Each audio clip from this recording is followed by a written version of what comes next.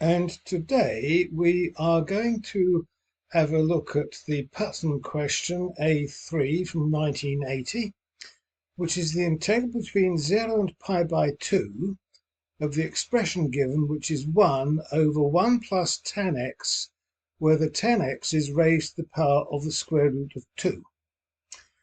Now, we can generalize this because it doesn't actually matter what that power is. The answer will be the same for any positive integer or number, rather, n.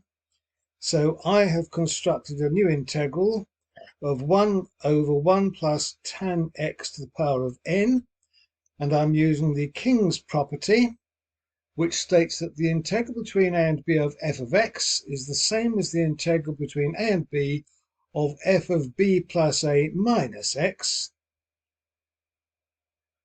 And so here I exploit the King property, so that my integral becomes the integral between 0 and pi by 2, if you've got the first line, of 1 over 1 plus the tangent of pi by 2 minus x all to the power of n.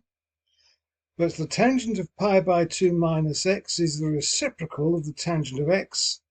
And so if we look at the third line, we can see that the integral I want, which is the integral of 1 over 1 plus tan x to the power of n, is the same as the integral of 1 over 1 plus tan x to the power of minus n, and so I'm now going to tidy that expression up a bit.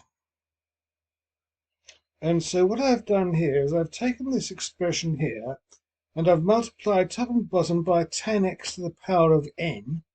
So my original integral here is equivalent to tan x all to the power of n over tan x all to the power of n plus 1 taken between the same limits. And I'm now going to add these together to obtain an integral twice as big as the one I actually want.